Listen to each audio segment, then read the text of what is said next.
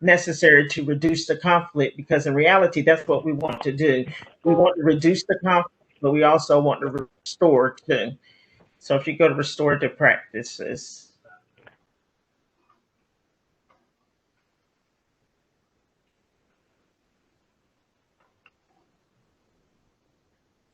and in how we can do this, restorative practices builds relationships. It strives to be respectful to all, provides opportunity for equitable dialogue, and participatory decision making involves all relevant stakeholders. And I mentioned that before. We can't just think it's going to happen in our building. It have to start from the top. It addresses harm, needs, obligations, and causes of conflict and harm, and it encourages all to take responsibility. And that's a big part. Is everyone have to take responsibility. We just can't put the blame on all at one person, because if you think back to sometimes when you're in your class building, sometimes the problem is not the child, sometimes the problem is the teacher. So this makes us think about, where does the responsibility lie?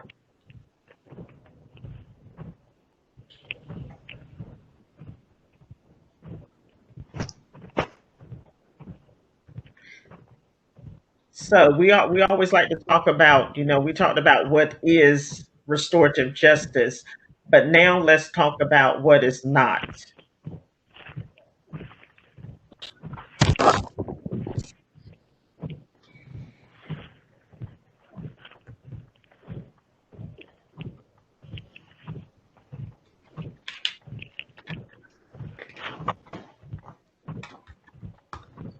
So restorative is not a response to conflict.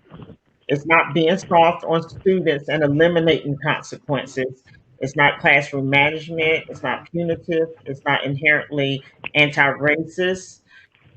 It's not an intervention band-aid program, something you can finish, limited to orders, meant to fit comfortably into our current education systems. And it's not a means of empowering already privileged families and students. So now we're going to look into the myths and the realities of restorative justice. And if we think about the myths, we're thinking about restorative.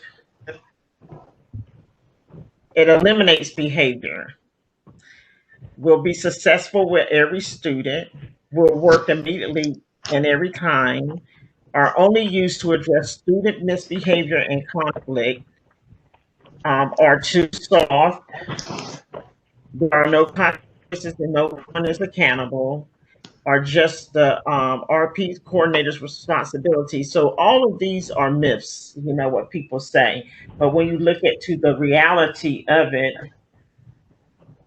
if implemented properly, you could go to reality. If implemented properly, it will reduce discipline issues in the building. It should be attempted in every student. Social and emotional strategies may be needed. Social skills building strategies take time and practice. There are consequences that are unique to each conflict, and we know that everybody, everything don't fit everybody the same way.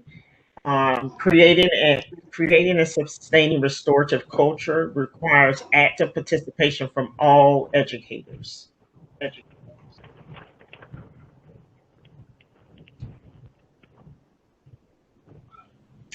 Now, as we go out of this, we're going to turn it over to Cheryl, that she may go into, what it looks like.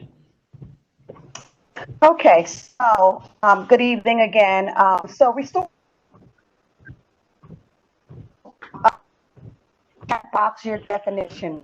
And so what the participants mentioned that had to do with harm. And after that, what restorative justice, and it is not, but as long as the stakeholders in this process with you, then this is something that your entire school will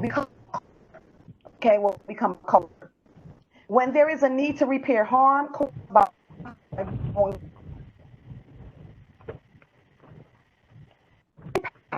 So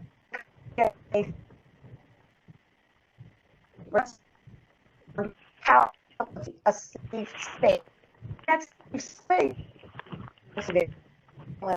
The reactions you want to hear and you prepare the relationships that were harmed.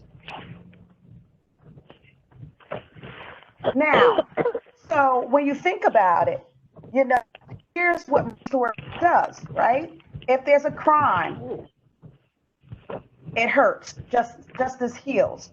So you focus on repairing the harm that occurred. Nothing about us without us. Those impacted feelings become a safe to speak, to participate. There is simply no substitute for the personal. Being respectful relationships is fundamental for the outcome of this process. This can work. I believe it can. These are agreements and consensus that are made during the process. And I am willing to do this. It means that every person that participates in the circle, their participation is completely voluntary. And we respect that. And that's key. Respect. Yes. And it's seeing how they should. We've seen how staff are also in a restorative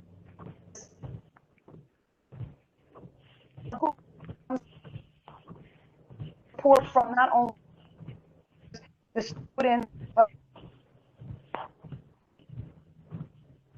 safe space created within conversation. You can elicit emotions and feelings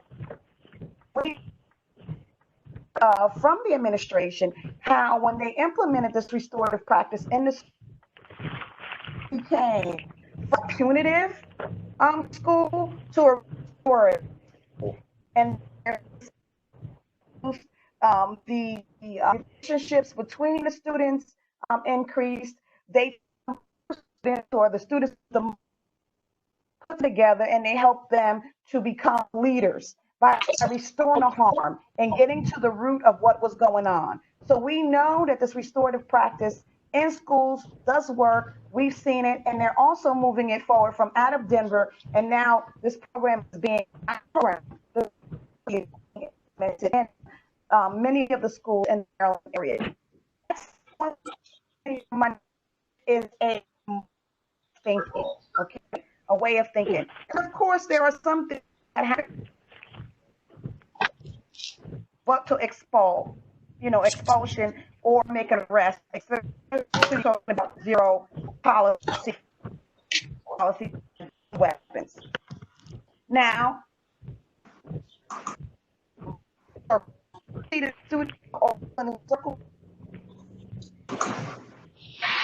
everybody is equal. Even the everybody is equal. There's peace circles, there's restorative chats, there's conferences, there's family conferencing with outside.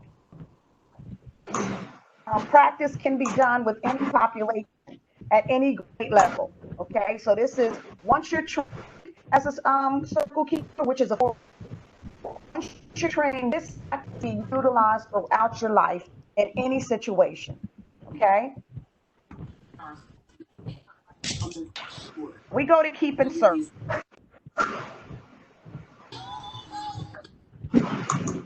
So now we're going to our virtual. Okay, so we know we can't do this in person, but you kind of seen that we're gonna imagine that all of us in this circle are in a group, a circle, in chairs, sitting down, all together. Okay, and then what are we gonna do? We're gonna begin the process. And when you walk in, typically there's some soothing music playing. There is a circle of chairs already created. Also usually put some kind of circle that's sacred. No one can walk through it or around. You can walk around it, but you can't walk through it. That's what the circle is.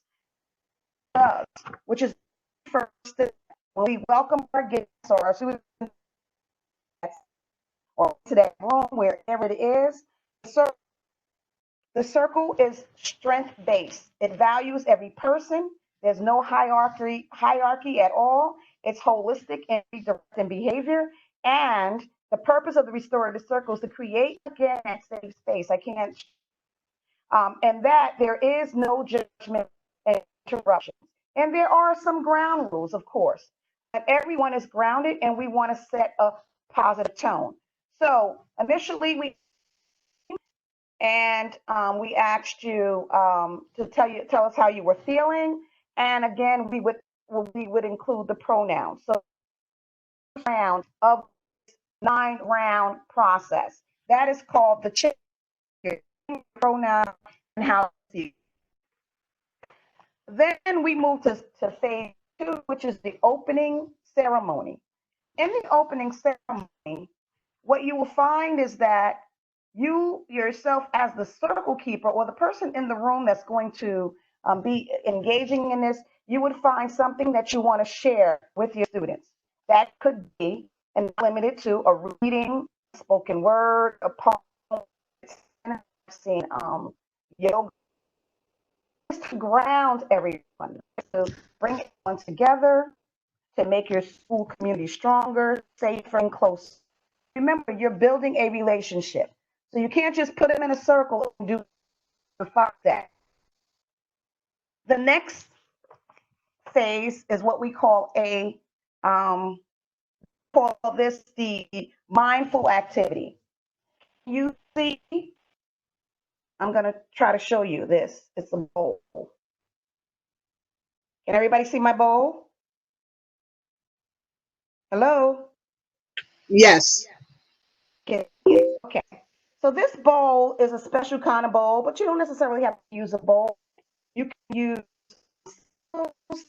can use anything that makes a noise, a singing type of noise. And what you want to do is that in meditation tool, and it's used for here.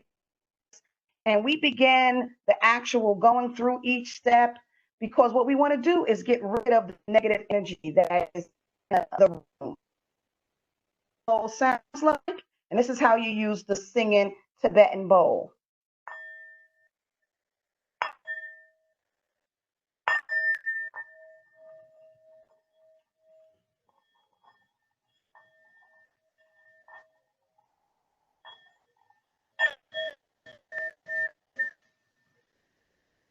And what we would ask is that during this time that you would close your eyes and you would take out all of the negative energy.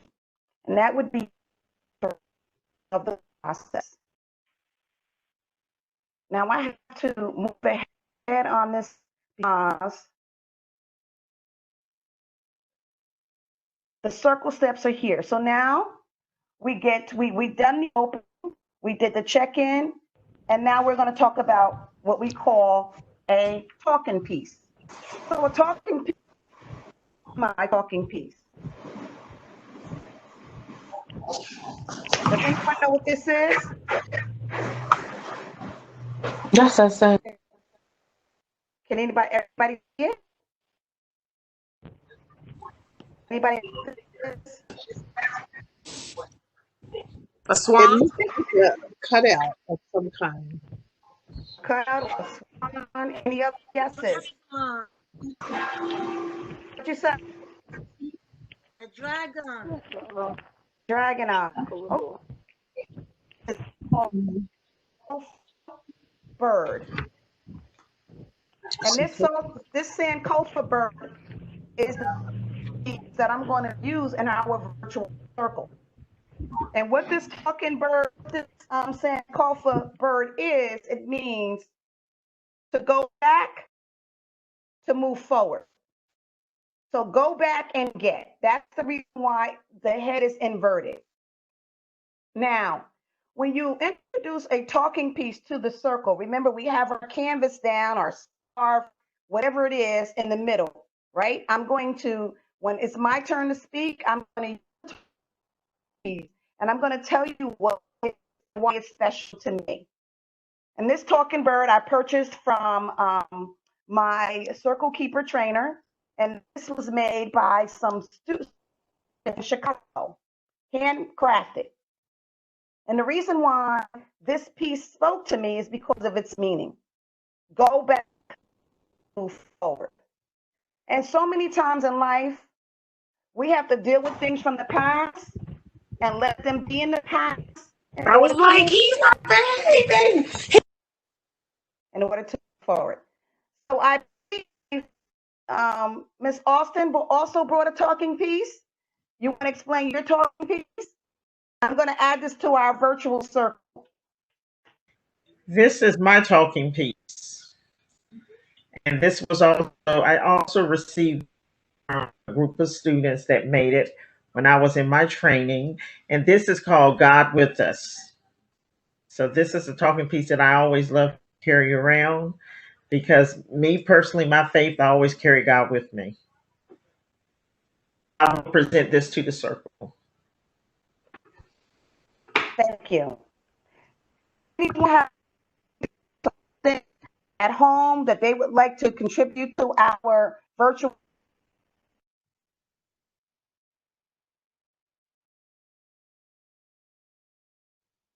Anyone? Okay. I'll contribute like these carry shells. I don't know if that would be a talking piece, but I do have these carry shells that I can introduce. Great. And so what's the significance of those shells? Well, the carry shells were always used like you know, in back in long ago And even if you for take a risk, one trading spot would have and been money. fine. Whoever was Trading going to and let money. some yo, no, I just got my money back. Keep it moving. Off your mic. So yeah, Please mute yourself. I was muting them, but I decided because I wasn't let me do it again. Okay. So what about the carry shells? I'm sorry. So the carry shell was used for money long ago, and I always carried them. I used to have a shop called the Central Bank in Jersey City, and I always carried them, and it always made me think about using it for money purposes or trading. So thoughtfully trading something, and I always found that other people always had something to trade, especially those who made things for my shop, and we would always they would always want either a carry shell earrings or carry shell necklace or carry shell necklace. So yeah, so I'll share that. Thank you. Thank you for sharing that to our virtual to the circle. Talking piece. So you would ask any student or any person that's in your group if they wanted to share a talking piece and explain the object, purpose of it. What the purpose of the regardless of what that is, feels the most important facilitation in this circle. For you have talking piece in your hand as you go around. The talking piece is passed to the left. However, once you receive it, you feel the don't have anything to say or add or comment, it's okay to pass it. When you come completely around to speak, would then place that talking piece in the circle. Keep in mind that as long as, remember, we're all on equal footing. So anytime you start a round, anyone can begin with the talk, must be passed to the left, and it's okay to skip yourself if you don't have anything to say. This is significantly important because it makes us have attentive listening. That attentive listening is built on 4 guidelines. Speaking, we should be listening from the heart. We should speak from the heart. We should lean expression. We should no need to rehearse, and we should be non-judgmental. Now we move into the 4th round, which is when we do more relationship building, but we also want the norm. And in this, we would be asking for things. The first thing would be a value. Everyone would contribute a value. And we then create a chart and you write the value there. Then you would do the guidelines. Same thing, okay? Now, I'm not going to come back to this slide, but for the purposes of the group, I want us to come up with some values and some guidelines. Can some of you could do that in chat, value or guideline. So we have examples here for values. We can do those first. The first one is speak your truth. I respect others. Add to the group. Be present. Sabrina, can you add that to the chat for my value?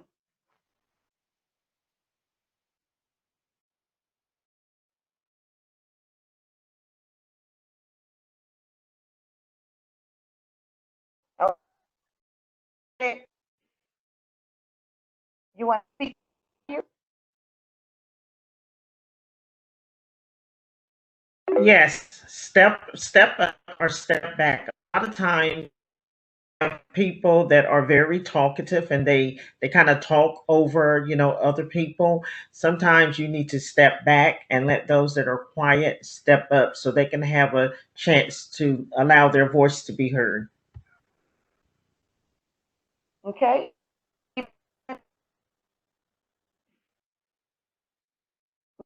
Hear that? Yeah. Be humble and notice feelings. Thank you. Is a value. Say that again. I can't see the names. You want to call them out, Sabrina? I can see the chat. Cheryl says be patient. Be patient. What do you? That's it. That's it. Okay. So we have following. Be honest. Respect us. Be present. Be patient. What's the other 2, Sabrina? Be present, step up or step back. Well, there's one that was contributed from Evelyn. Be humble and notice feelings. Okay. All right. So that's what we have so far. And so what we would do at this time is we would go around the virtual circle. And if you can tell me you agree, just tell me you agree. Thumbs up that you agree. Thumbs down if you disagree. Or you can just say agree in the chat.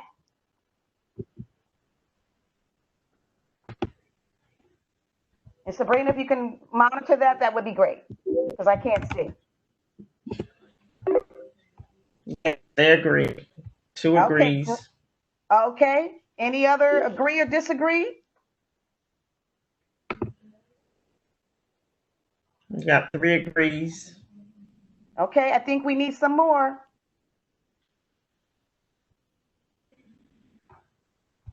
Okay, remember you can pass if you don't want to. I just want to make sure we have everybody. Under the circumstances we're on virtual, so I can't really see, so I don't want to miss anybody. We have 4, but that's good. Okay, great. So then we'll move to the guidelines. Guidelines are things that we're going to adhere to, and for example, be on time. And so I would like to add confidentiality.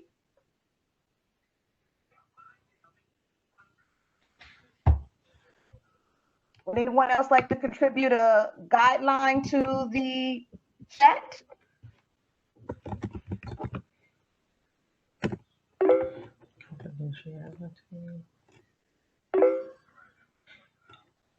Acknowledge confidentiality. Mm-hmm. Any others?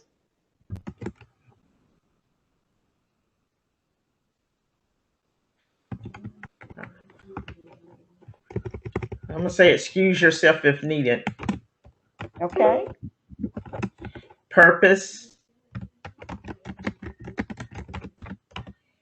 And that's all. Okay, great.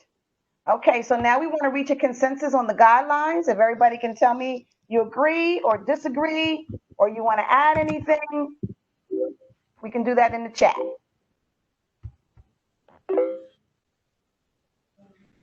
Okay, you have 3 agrees, 4 agrees. Okay, great. So now we've agreed on the values and the guidelines. So these would be posted in your space, right? And so every time you hold a group, once you establish these are what you live with. You can always go back and modify, add to, or remove if things should shift, all right? And as long as you reach a consensus within your group, then you're good to go. And so then now is where we start sharing, right? So now we have that we're going to speak our truth and be honest and confidentiality. And then you would want to pose during this round right after you come to a consensus. A good question to ask would be, whose shoulders do you stand on when you go through a crisis in your life? So I want you to reflect on that. Whose shoulders do you stand on when you go through a crisis in your life? And if you want to share that in the chat, that would be great. Whose shoulders do you stand on when you go through a crisis in your life?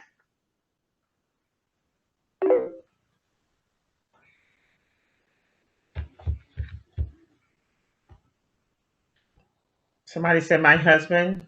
Okay. I'm going to say my family. Okay. Well, no, I'm going to change that. Yeah, no, I'm going to leave it there. Someone said my mother, grandmother, both ancestors.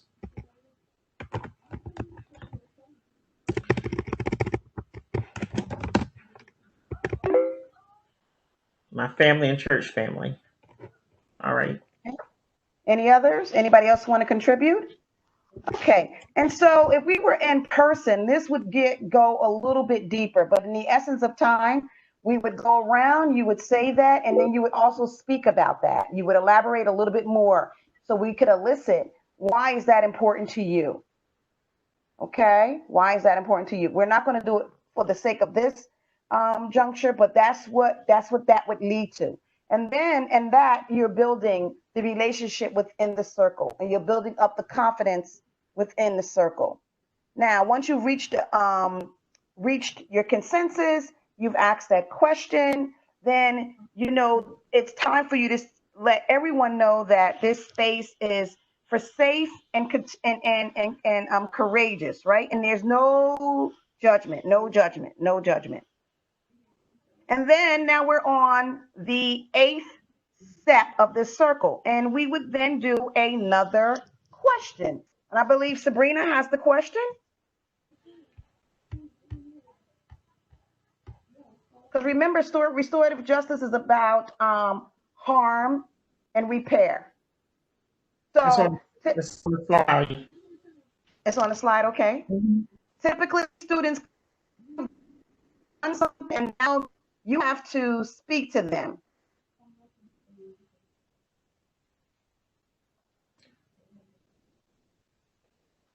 So these are the things we just talked about, the talking pieces and what the circle actually looks like.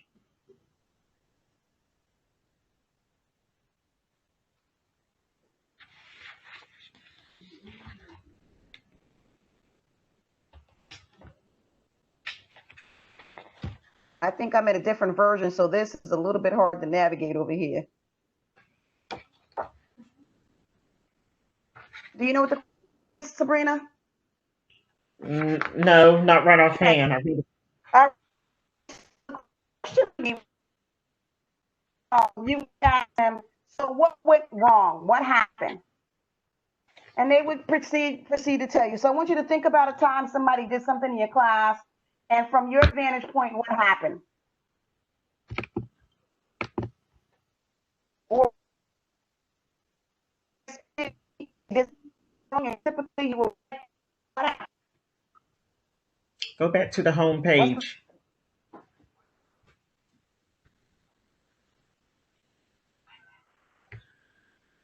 Under questions and remarks. Okay. So your question are, what are 3 things you did to make a situation worse? Or what are 3 things you can do to make a situation better? And so I want you to think about a kid that you have to write up for discipline. What did they do to escalate the situation, which then caused you to send them to the principal or the grade level administrator or whatever the terminology is that you use?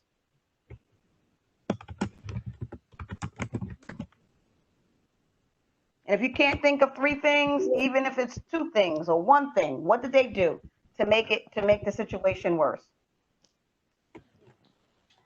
One person said that student stabbed my aide in the chest. So that would be an automatic disciplinary referral, right? That's 0 tolerance for violence. So we're talking something that's like maybe a 1st or 2nd degree. What's something they did? Even a fight, you wouldn't necessarily send them out with restorative justice, depending upon how bad the fight was. So if you could think of something that a student did that made a situation worse. Well, I think that even with that student that stabbed the aide in the chest, I still think there should be a conversation, even though we know it's going to, be taken further than that, but it's still a conversation that can be had with that student, Well, absolutely, that. if it's a restorative justice school, but not initially. Perhaps when they re-entered, then you're going to, restore and repair the relationship. Even though that child would still be suspended. That's right. He was still, but there should be still a conversation, I think, that's had before and after he returns. Any other situations? No other ones have popped up. Okay. So these are the kinds of questions that you would ask if a student had to be disciplined and you don't want to make the referral to send them out of the building or to the principal's office. Typically, a restorative school has a space. Remember creating that safe space where there is someone that could work with them. Now, there are teachers who use restorative practices in their classes on a regular basis, once a week, twice a week, just to make sure that they're building relationships and that they do provide that safe space within the classroom for students to have someone to come to so that you can repair things. Elementary school, you always have students that say, well, so-and-so talked about me. It was on Facebook. Now they want to fight, right? So those are things that you learn when you create these relationships with your students using this restorative practices techniques. Okay, so after you did this question and answer round, you would then move to what we call a grow and glow. So based on the information that you receive, you want to highlight or lift up what the student has done right, how they came up with solutions to make things better, right? We don't want to really necessarily really focus on what they did wrong to escalate it, but we do want them to grow from their incident, whatever the incident was that occurred. So that's why we call this the grow and glow sheet. And we want to make sure we highlight and lift that up in the space, whatever space that is in. And then finally, you would end with what we call a closing. And that closing would consist of what we call a checkout. So you would then go back around the room, or if it's one-on-one and you're doing the restorative steps, and ask how they're feeling. And you end on a positive note with an upbeat, perhaps some songs. We like to play songs, but this technique, this internet here is not working so good. So that is kind of hard to do. It's on the first So page. now, say it again. I was going to say it's on the first page, the song, but I wanted to go back to your glow and grow, Yes. because one example of that is for glow and grow is a student that know he have done something wrong. For example, throwing pencils in the classroom when he know he shouldn't, and maybe that pencil hit somebody. But instead of the student took the initiative by himself to the student took the initiative by himself to apologize to the student that was hit with a pencil. That's a moment for glow and grow, because basically you want to praise him for doing the right thing without someone telling him to do it.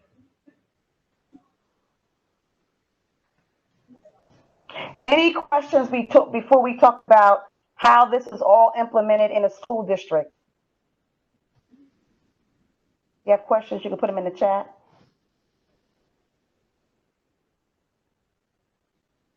No questions. Okay.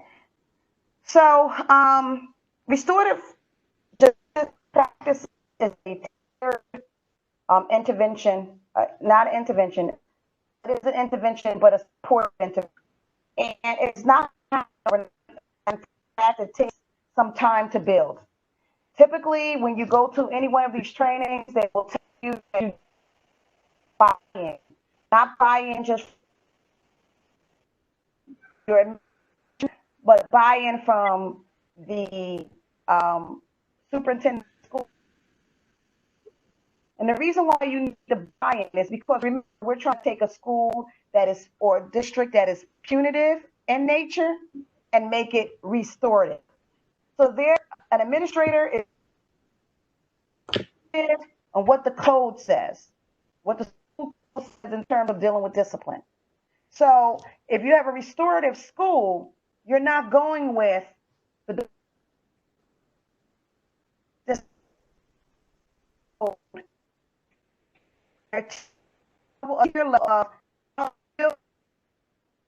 right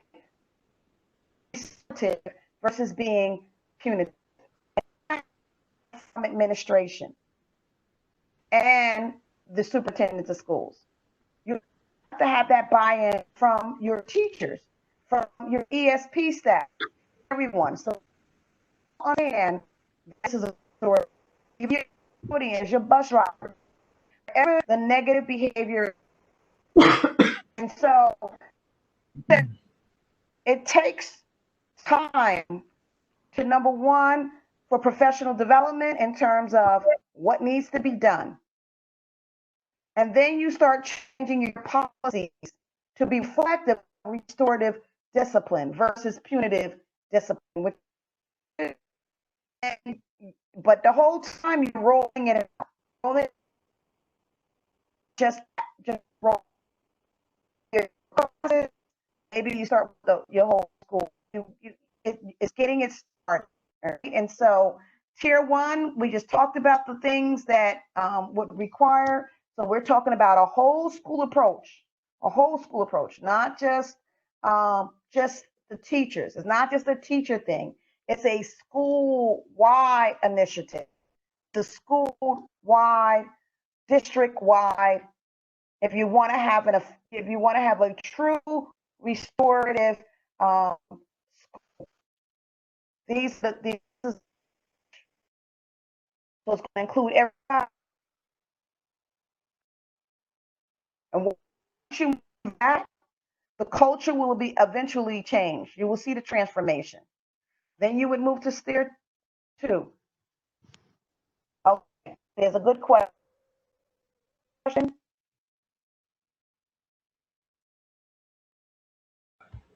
The question is, how did you get your school district to adopt RJE?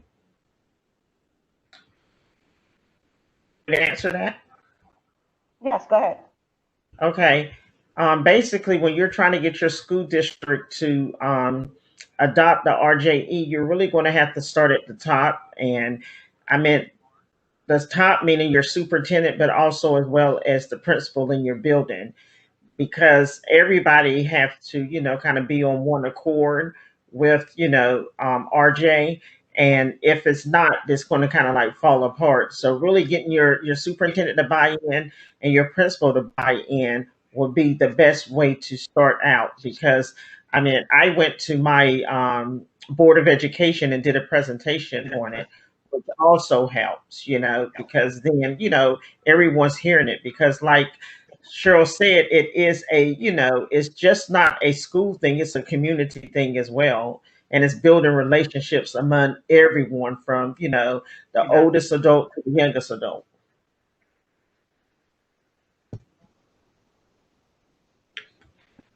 Any other questions? Okay. And so this tier 2 information about the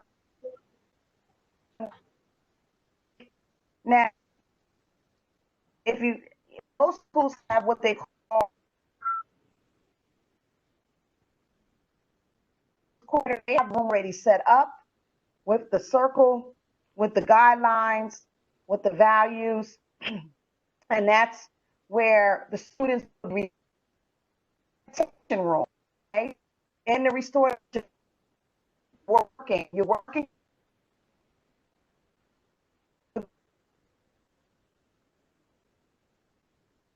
to go through with the student. Okay? Questions about that? Again, trainer or circle keeper. It's not a circle trainer, can train, but the circle keeper, it's a full. If you really want your district on board, as Sabrina said, a presentation, come in and speak to your administrators. But there are is that has the most sustainable longevity in terms of discipline, reducing it, changing that discipline has the biggest grasp and reach. So that's what we learned was also sponsored by an EA. And then finally, tier 3 is to provide individualized support. And that's where you have everybody in here. And this just keeps going and going.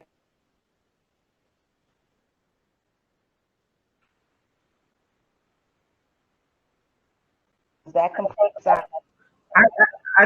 I want to say one thing before you take questions, Cheryl. Add to that question on how did you get your school district to adopt. Another good way of doing it too is like Cheryl said, when you bring in somebody to give a presentation, the presentation can be a circle. You can set the administrators in the circle, the principal, in the circle, and take them through the process so they can see exactly how it worked, and also giving them the information on what restorative justice is and the data so they can really see, um, the effects of the it. reduction in our discipline code needs to change, and that's paramount.